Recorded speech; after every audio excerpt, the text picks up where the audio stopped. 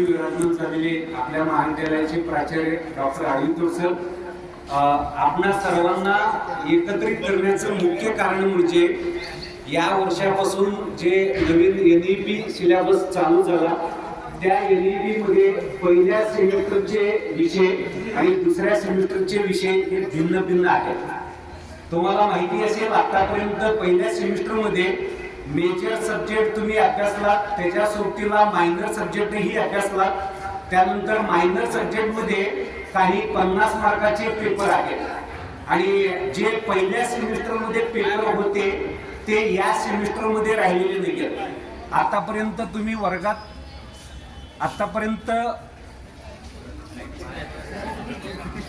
Hello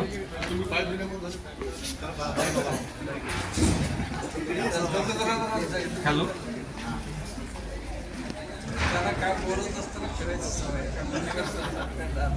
बरं, इकडं लक्ष द्या, काळजीपूर्वक ऐका.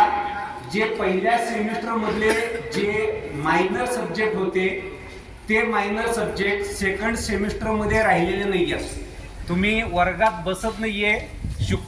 BA च्या बाबतीत तुम्हाला सांगतो, शुक्रवार आणि शनिवार सकाळी पहिला तास हे मायनर सब्जेक्ट आहे जे CC म्हणून आपल्या कोर्स वर्कमध्ये फ्रेममध्ये आहे आणि त्या तासाला तुमच्यापैकी कोणीही बसत नाहीये.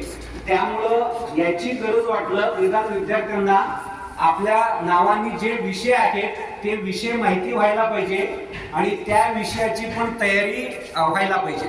आता एकूण CC सब्जेक्टमध्ये एकूण 6 सब्जेक्ट आहेत. त्या 6 पैकी तुमच्या नावाने कुठला तरी एक विषय आलेला असेल. BScचा प्रश्न वेगळा आहे. BScचे प्राध्यापक तुम्हाला सांगतील. मी आर्ट्स फॅकल्टी बद्दल जे BA फर्स्ट इयरचे विद्यार्थी आहेत त्यांच्या टेलिग्राम ग्रुपवरती काल मी एक PDF पाठवलेला आहे आणि त्या PDF मध्ये विद्यार्थ्यांची यादी आहे आणि त्या विद्यार्थ्यांच्या यादीसमोर त्या 6 विषयापैकी कुठला विषय आहे ते विषय नोंदवलेला आहे. ते एकूण 6 विषय कुठले आहेत? एक आहे NCC आहे, दुसरा आहे NSS आहे, 3 नंबरचा आहे cultural activity, 4 number yoga education आहे, 5 नंबर स्पोर्ट्स अँड फिटनेस आहे, त्यानंतर 6वा आहे health and wellness and fitness. असे एकूण 6 सब्जेक्ट आहेत.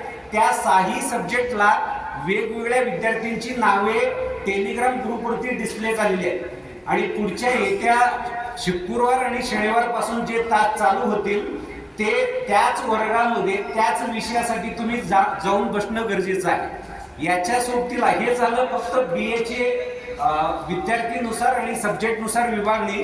याच्या सोबतीलाच BCom चेही विद्यार्थी येतील त्याच वर्गामध्ये आणि BSc चेही विद्यार्थी त्याच वर्गात येतील.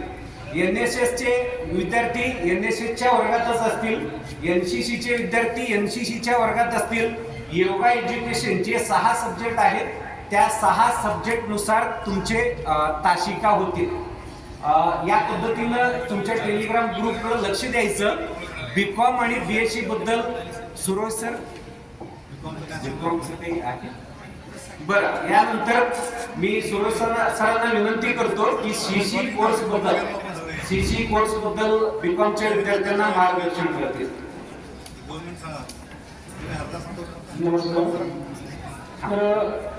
BComच्या विद्यार्थ्यांसाठी या सेमिस्टरमध्ये त्यांना जे विषय आहेत तर त्या विषयाची यादी जी आहे ते त्यांच्या व्हॉट्सअप ग्रुपला पाठवलेली आहे.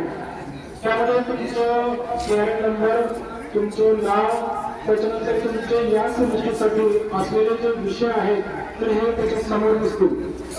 एकूण जे काही विषय आहेत तुमच्या नावासमोरचे ते कुठले विषय आहेत याची नोंद सगळ्यांनी स्वतः घ्यायची आहे आणि त्या पद्धतीनं तुमच्या नावासमोर जर त्या ठिकाणी स्पोर्ट्स असेल तर तो स्पोर्ट्सचा क्लास जो असेल तो कॉमनली त्याला अटेंड करून करायचा आहे. योगाचा असेल तर योगाचा क्लास तुम्ही कॉमनली अटेंड करायचा आहे. अशा पद्धतीनं तुमचे 2 ग्रेडचे जे विषय आहेत ते हे तुम्ही कॉमनली सर्वांना अटेंड करायचं आहे.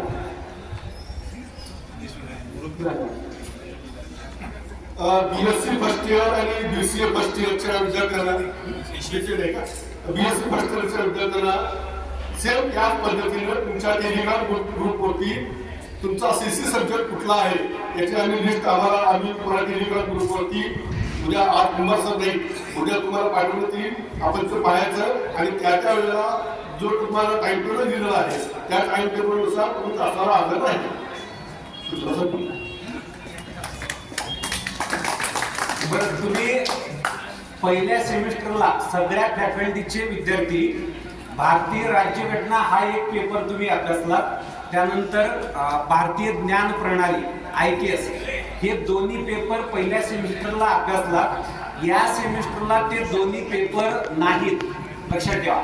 त्याऐवजी IKS पेपर ऐवजी हे CCचे 6 पेपर आहेत आणि जे भारतीय राज्यघटना या पेपरला इन्व्हायरमेंट स्टडीज हा पेपर सगळ्यांना कंपल्सरी आहे, लक्षात ठेवा. नाहीतर मग शोधत बसायचं नाहीये राजकीय भारतीय राज्यघटनेचा तास कुठं होऊ लागलाय. पर्यावरणाचा तास आहे, पर्यावरण स्टडीज हे सगळ्याच विद्यार्थ्यांना कंपल्सरी आहे. 50 मार्काचा पेपर असेल आणि तेही देणं गरजेचं आहे, अन्यथा तुमच्या रिझल्टवरती ब्लँक येईल, ऑप्शन येईल.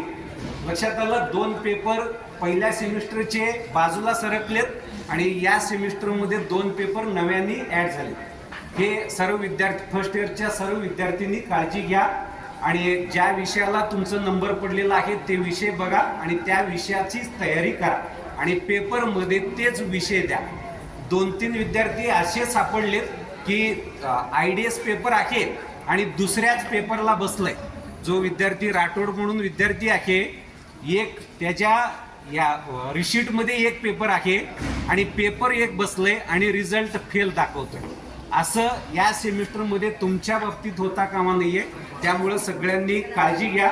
जे नवीन विषय आहेत त्या नवीन विषयानुसारच तयारी करा आणि पेपर अटेम्प्ट करा. धन्यवाद.